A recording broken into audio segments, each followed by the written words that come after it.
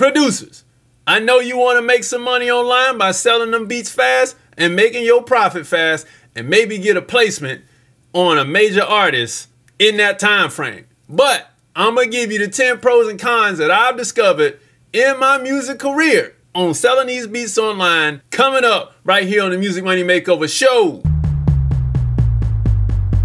Hey everybody, welcome back to the Music Money Makeover Show. Look, selling beats online, we about to get into it. 10 pros and cons. We not gonna waste time because I got a lot of explaining to do. So here we go. All right, YouTube, first pro and con right here. You win the ad revenue, but your clients in other countries that don't have paid subscription lose their main royalty from their country's main listening source. I'm talking about Africa. Actually, Africa and Nigeria is like YouTube and Audio Mac. You know what I'm saying? West Africa, Audio Mac is your spot. But YouTube, the Caribbean, areas where the market isn't really paying for those Apple Music, Spotify subscriptions, you're losing them by not allowing them to get the YouTube revenue. Pro number 2, copyright. You keep your copyright for the musical side of the mastering and composition. The artist keeps their copyright to their sound recording and composition. But you cause a licensing nightmare with the song. Sync agents don't want to clear leased beats. Trust me on this. They don't. And I can tell you, when I had a library, I hated leased beats. I didn't want to deal with them. And sync agents and libraries don't want leased beats at all right now. Okay? So you'll see why when I get to clearances later on in the show. Let's go to number 3, high-end clients. You may get a high-end placement, but you could have made more from that ghost purchase, right? Most high-end clients take advantage of low buyout rates from smaller guys to make cheaper albums. What do I mean by ghost purchase? What I'm saying is somebody from a major label came in, they might have used a lower grade artist or something like that that you didn't know of, or they might have just said, hey man, let me buy you out, and you started negotiating with them. They might have said, I'm just starting a record label, but I want to make sure I own everything. And you said, cool man, you can get the beat for $2,000 or something like that. And they said, bet, because $2,000 is chump change to a major label budget. You sent them the beat and it ended up on a high-end client. You got the placement and you got $2,000. Cool, but you could have got more money for that. That's ghost purchasing. Anyway,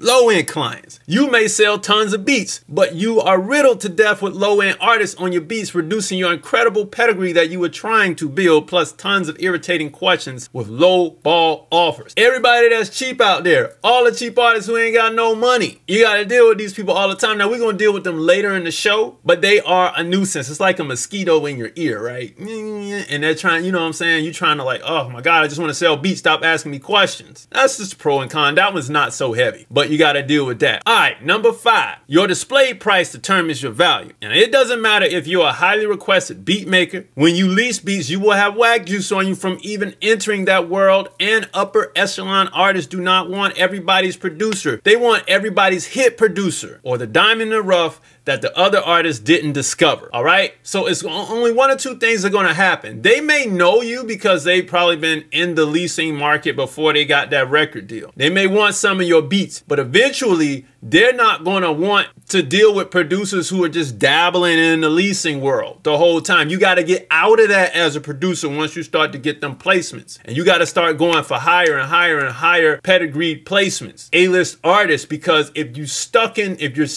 the leasing world, you will forever be there. It might not be a bad place to start, but you can't stay there long. You got to get out. It's like you're getting in the game and you got to plan your exit from the leasing game. It's just the stigma of even leasing in the first place. Why are you there if you're getting A-list placements? Number 6, royalties. Though you may collect royalties from a vast amount of releases, you will never be able to police all of your royalties from every release. I said this before on the channel back when I was really talking about a lot of leases, but you know, that's a side note. In the midst of all of that, the artist may never exceed your spin count on the contract and claim all of the performance royalties because they don't understand how royalties work in the first place. What I'm saying is the artist might register the stuff, but then they might register it for 100% for them, even if your contract says different, and you'll never see that money. I mean, hell, they'd be like, I could do that. You know what I'm saying? And all of that money would come to me. Hey, you take YouTube, I take everything else. You ain't gonna have no way of knowing. How you gonna have a way of knowing who registered what? And you sold 200 beats of the same beat.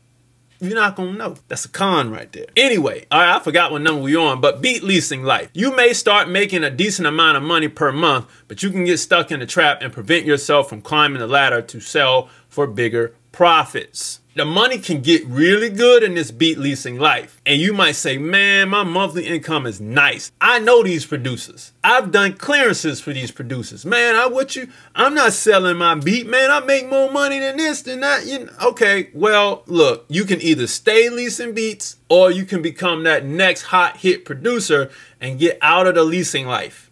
Get out of the trap. Stay out of the trap. Everybody's making tight beats, but you got to set yourself apart from that market. All right, next one, clearance. I told you we was going to get the clearances earlier in the video. Congrats, you got your first placement from a major artist. We happy for you, man. All right, you made it out of the trap and they bought your beats for a low price. But still, you made it. Now you've got enemies that are frustrated at you for selling that exclusive license that they just purchased 2 weeks ago for $300, and they just wasted their money. They want their money back because they didn't even get a chance to record it and put it out. Are you going to refund them their money or tell them to get the f out of here? What you going to do at this point? Are you going to practice good customer services practices? What about everybody who leased that beat in the 30 days prior to it going, like it hitting the radio, and they realizing that, oh man, I just bought that beat? What about you still got the beat on your beat store as it's on the radio and you still selling, you forgot to take it off and people still buying it? What about that?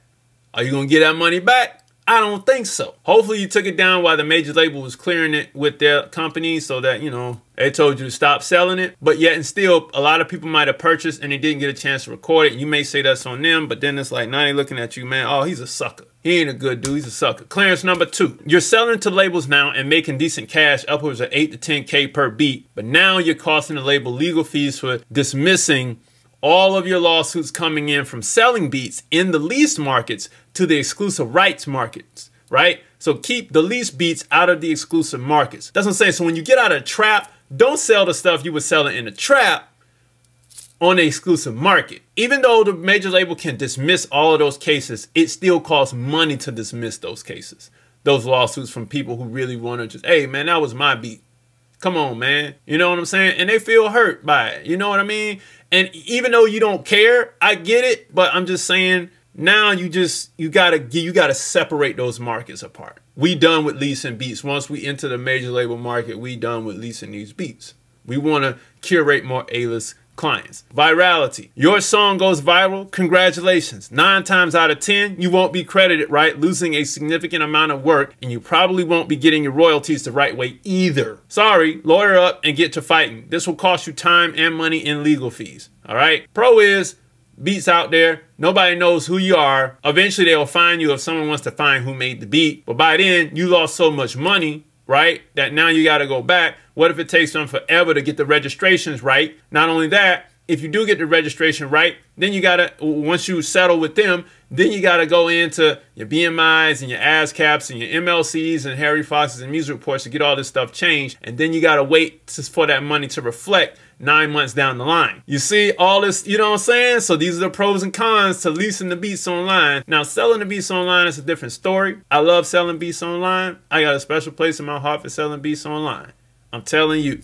But for all of my leases out there, I want you to pay attention to these pros and cons. Anyway, you can always book a call with me. I recommend you book a call with me on musicmoneymakeover.com. And for my producers, download the free split sheet and the master and pub split sheet, because that's more of an asset to you than the free split sheet below. And download the rest of the free stuff down below. And I'll see you all later. Peace.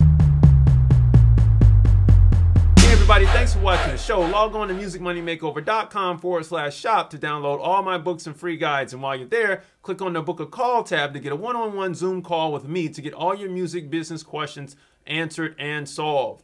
Thanks for watching.